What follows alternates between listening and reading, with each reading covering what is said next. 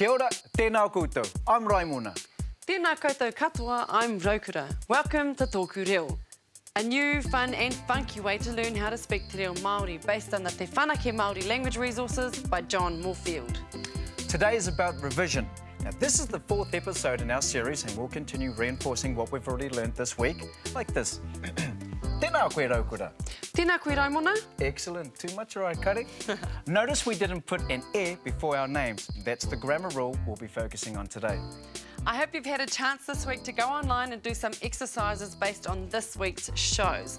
If you have a head start. If you haven't done so yet, we'll tell you later in the show how to find those exercises. Too much, all right, Kari? I think you know the drill by now, whānau. First up, it's grammar. Katipu, kaora, hee! This week we're studying greetings. Just to recap from last night, there are 2 ways to address people. We can address them by name, hi Raimona, or we can address them with a title like, hey bro, hey mate, hey girlfriend, etc. For now, let's just concentrate on addressing people by name. We're going to drop you into that 100% te reo Māori conversation shortly to see if you can pick out these greetings. But before that, let's revisit that e rule. If a Māori name has 2 vowel sounds or less, the name is preceded by e. Take a look. If you bumped into 2, you would say kia ora e tū, because 2's name only has 1 vowel sound. If you bumped into hata, hata has only 2 vowel sounds, so we say kia ora e hata. Again, here's the rule. If a Māori name has 2 vowel sounds or less, the name is preceded by e. This language pattern is fine for short names, but when you're addressing people with longer names, more than 2 vowel sounds, the e is dropped. For example, when greeting someone with the name Rahera, 3 vowel sounds in there, ra, he, ra, you would say kia ora Rahera. We've dropped the e. The e is also dropped for names that are not Māori. For example, when greeting someone with the name Patrick, you would say kia ora Patrick. Let's take a look at all our examples to date. Tēnā koe Pita. Hello Pita. Kia ora e Hera. Hi Hera. Tēnā koe e T. Hello, T. Kia ora e Mu. Hi Mu. Tēnā koe Ani. Hello Ani. Tēnā koe Huani. Hello Huani. Kia ora Moana. Hi Moana. Kia ora Madeline. Hi Madeline. Tēnā koe Kataraina. Hello Kataraina. Kia ora Cheryl. Hi Cheryl. Hopefully by now you're well versed in the e rule. This is the perfect time to review our role plays for this grammar point. We'll play them down one last time, back to back, to get them clear before moving on.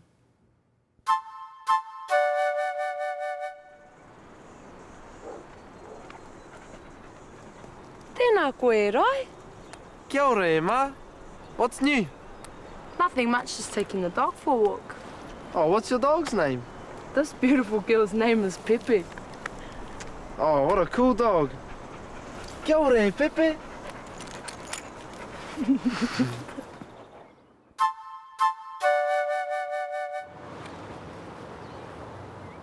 Tēnā koe, Mahina. Kia ora, Māruia. Did you bring the ball? Yeah, bro. See, you bought Ray too. Choice. Tēnā kōrua. Don't think you can play touch at the park without the star now. Kia ora, Ray. Katipu, kaora, hee! Okay, by now you'll be rearing to listen to the language in all its beauty. A video clip follows with the grammar point we've just been studying included in it. Your job, listen out for any greetings of people with personal names. Good luck. Te pai hoki tāku re kau hoki au e haere ki roto i ngā tikanga o mātua tūpuna ka haere keu ki tā, hoki mai au ki tāmaki nei ki te rapu wahine māku nā. Ki teo he wahine no tonga ke taku wahine nā. Pai hoki te huruhura mai mua iau nā. Kei apoe hoki. Tō maia. Engari o ku whai anō ki teo i te kāinga, te tikanga mutunga mo te tomo i te kāinga. I tino pakanga ngā whānau nei. Nā te Māori kau ke ngā tungāne o taku whai anō i whakae ke moe tō rātou tuahine i te tangata nei. Ka hihe ki te meke meke. Tino kino ngā huawira. E nā kōrero. E hia ngā rā, e tūpeke ana i runga i te marae kia tau ngā kōrero ai. E rongo atu nau i wetahi no ngā kōrero o rātou e mea na e mara, e pita, e tino haka uru mai ana i te tangata ki roto i wa rātou kōrero pērā. Tērā. E hoa mā. E hoa mā. E te whānau. Ai, tika tonu tēnā. Tino, harai te mea e tohu ana koe te tahi atu tangata engari me pēnei. I roto i wā tātou mihi, ka rongohia ngā kōrero pērā, e mihi, e mihi ana, e tangi ana, e pita, e himi, e awairaini. E himi, ai. Ai, mira, kōrero. E hine. E tama. Ai, ka rongo tunu koe tērā. How did you go? Did you get them all? Listen down again, and this time, when one of the greetings is spoken, the screen will flash, and the words will come up on the left-hand side of the screen.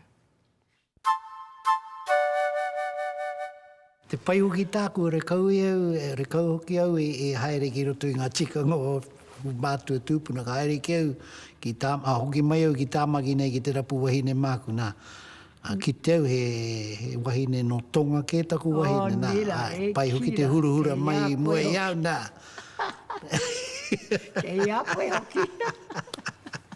Tō maia. Engari o ku whai anō ki teo i te kāinga, te tikanga mutunga mo te tomo i te kāinga. I tino pakanga ngā whānau nei. Nā te Māori kau ke ngā tungāne o taku whai anō i whakae ke moe tō rātou tuahine i te tangata nei. Ka hihe ki te meke meke. Tino kino ngā huawira. E nā kōrero. E hia ngā rā, e tūpeke ana i runga i te marae kia tau ngā kōrero ai. E rongo atu nau i wetahi no ngā kōrero o rātou e mea na e mara, e pita, e tino haka uru mai ana i te tangata ki roto i wa rātou kōrero pērā. Tērā. E hoa mā. E hoa mā. E te whānau. Ai, tika tonu tēnā. Tino, harai te mea e tohu ana koe te tahi atu tangata engari me pēnei. I roto i wā tātou mihi, ka rongohia ngā kōrero pērā, e mihi, e mihi ana, e tangi ana, e pita, e himi, e awairaini. E himi, ai. Ai, mira, e kōrero. hine. E hine. E tama. Ai, ka rongo tunu koe tērā. Te kupu nei, kaurua. When I first came across the difference, I put it this way, I learned Māori with my grandparents, and the spelling of it, I didn't know anything about spelling until I came to college, Hato Petera. And then I noticed the difference only when I saw the spelling. And it's mainly from my people from Te Arawa, who I really picked it up from. They were saying Kōrua, K-O-R-U-A. And I was saying Korua. But as I was just explaining, it's the same as koutou, K-O-U-T-O-U, and Korua is, one on, there's three or more, and Korua is the two of you. But it is very common amongst our people up in Hokianga on our marae. That was the common term, Korua, K-O-U. And it's spelt that way whenever I was looking at some of my old people's writings. Korua is K-O-U.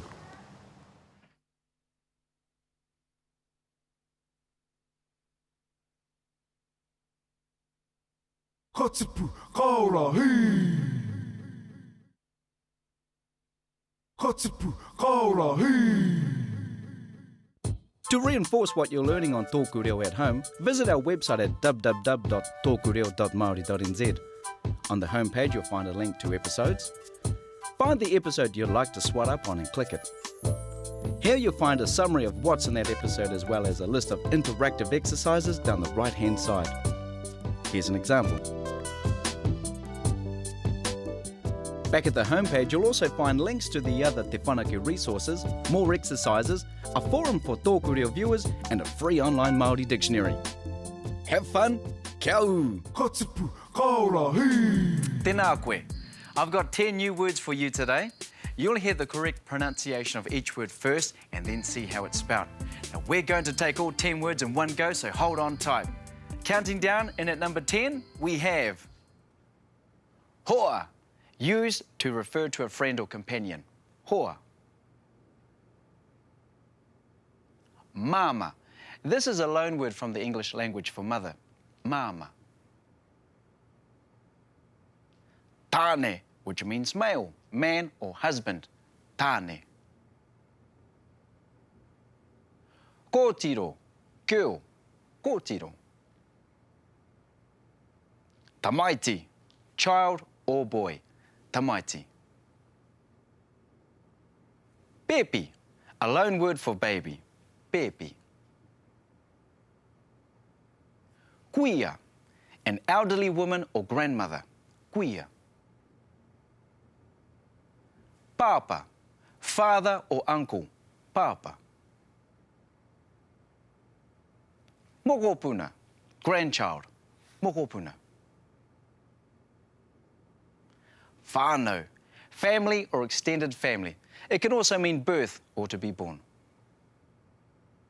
Let's review the same 10 words, but this time we'll add some visual aids to help you remember them. You'll see a video of the word first, then you'll hear the word pronounced correctly, followed by how it's spelt. Read along to help you get in the flow and prepare for our 100% Te Reo Māori challenge coming up soon.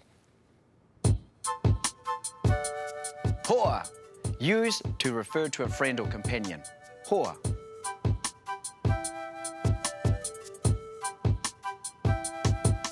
Mama. This is a loan word from the English language for mother. Mama.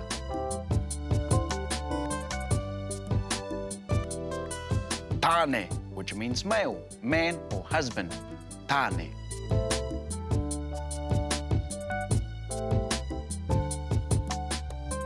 Kōtiro, girl. Kōtiro.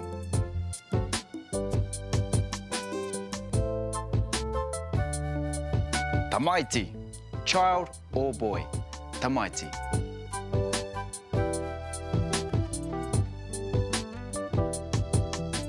Pepi, a loan word for baby. Pepi.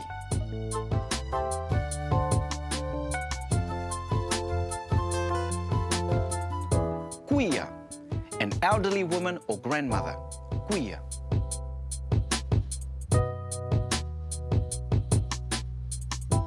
Papa, father or uncle. Papa.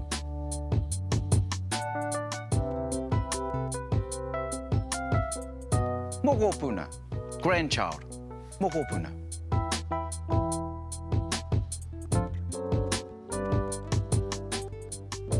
Whānau, family or extended family. It can also mean birth or to be born.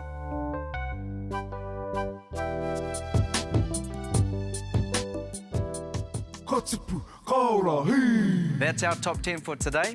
And don't forget, if you want more practice with these words, visit our website and do the interactive exercises. Getting these fundamentals down now will give you a solid language base for the rest of your Te Reo Māori development. Now, the more you lock them down, the faster you'll become fluent. Okay? It's native speaker time again. And check out the following video and see how many of our top 10 words you can hear. Now, this is a listening exercise to teach you how to listen for words.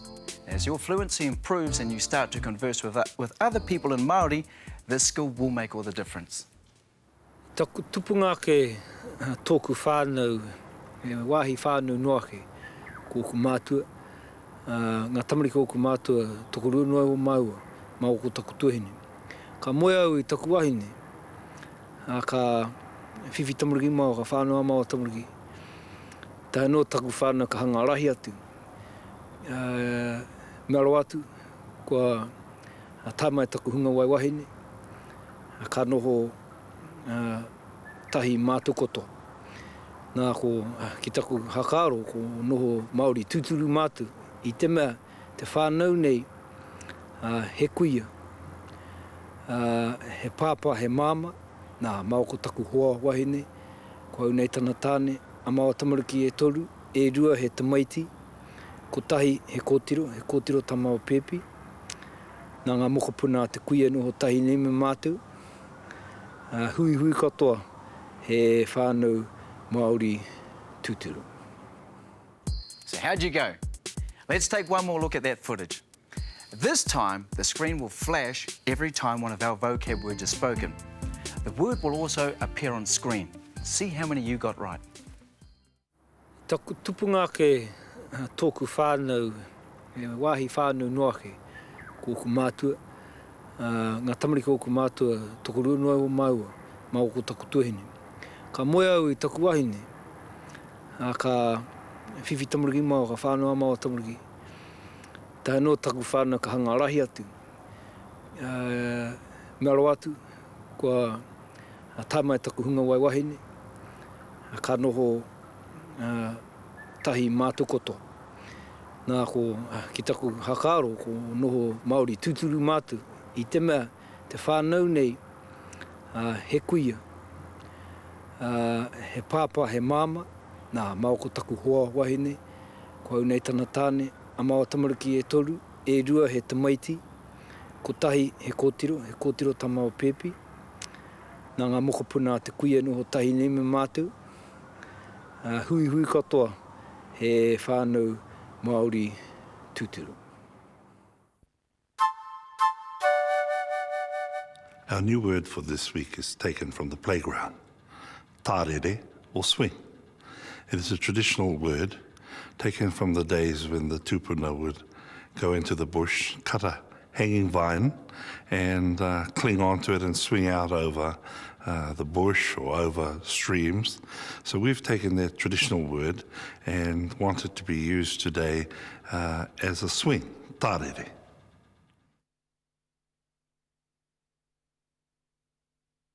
Ka tipu, ka ora, hei!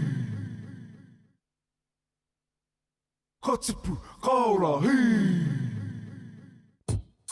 To access the podcast, go to www.tokureo.maori.nz and click on episodes.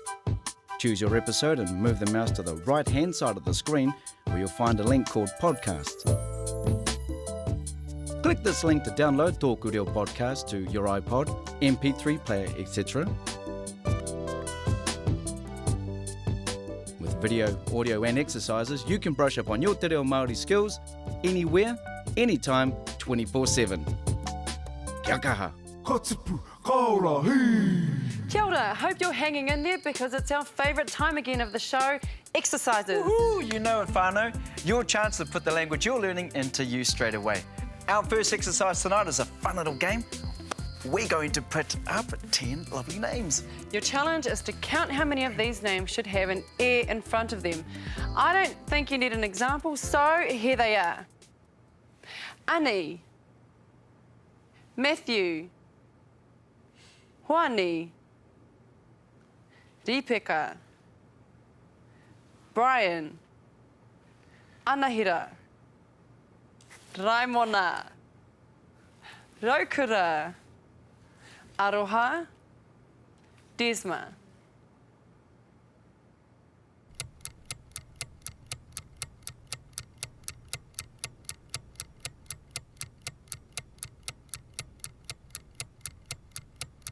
If you guessed one, you were right. Only one of those names should have an e in front of it, and that's Ani. Ka pai. Now let's take another look at our roleplay crew at the park. This exercise is about getting you guys reading the language and speaking the language out loud. We'll play down the video from the park, and every time there's a greeting, we'll turn the sound off. We'll put the correct greeting up at the bottom of the screen so you can read out loud. Here we go. Read along in real time.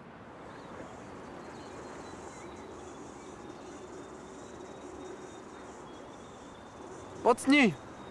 Nothing much, just taking the dog for a walk. Oh, what's your dog's name? This beautiful girl's name is Pepe. Oh, what a cool dog.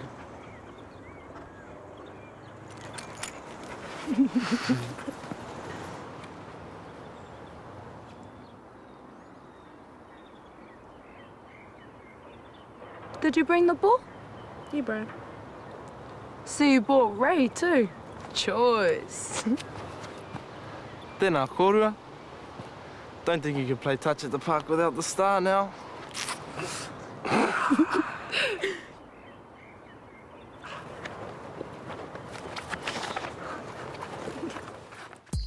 This last exercise is for vocab to help you remember the new words you've learnt this week. We're going to scroll pictures past you one by one. At the end of this, we'll test you on how many words you remember.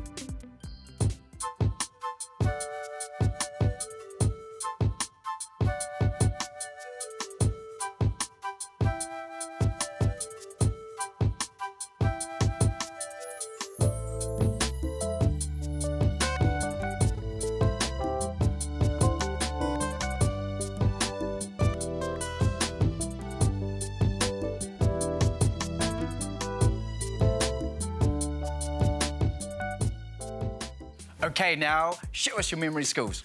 We'll put those pictures up on screen again, one by one. How many did you remember? Hoa, used to refer to a friend or companion. Hoa.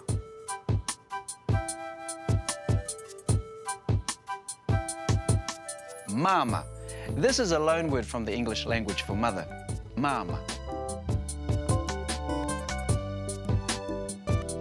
Tāne, which means male, man or husband. Tāne.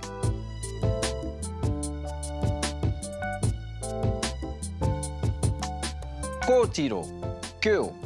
Kōtiro.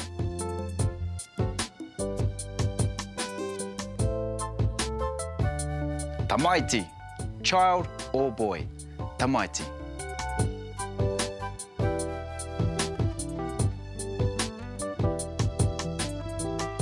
Pepi, a loan word for baby.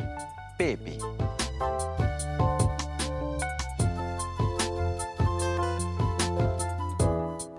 Kuia, an elderly woman or grandmother. Kuia.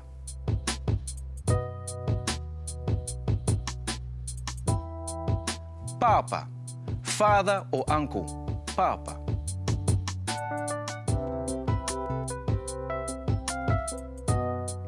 Mokopuna, grandchild. Mokopuna.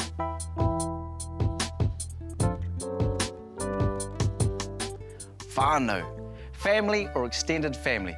It can also mean birth or to be born.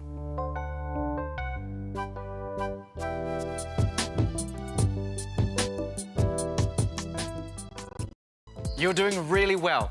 Let's take a break and catch up with the prof. That's Professor John Moorfield with his learning tip of the week. Tēnā koutou. Learning new vocabulary is a very important part of learning any language, and there are a number of ways you could do this. One way is to put the new word on a little card with the meaning on the back, and when you've collected a number of cards, you put them into a pile and you go through each card, you say the word, you think about what it means, and then you check the meaning on the back of the card. Then you put the words you know in one pile and the words you don't know in another, and then you go back and do the words you don't know. You can turn this into a competition between yourself and your family or your friends. So that's this week's learning tip. Katipu, kaora, hei! Well, that's it for this episode. Hope you're enjoying your introduction to Te Reo Māori. This may be a refresher course for some of you. If so, stay tuned over the coming months because we'll be covering all the basics you need to start conversing fluently in the reo. I'm telling all my whānau to tune in. And don't forget that what you're learning is based on a tried and true teaching method, the Te Whanake series. This series has already produced thousands of fluent Māori speakers over the years. Wicked, let's keep adding to it. See you again next time. Kia mau. Kia u ki tōku reo.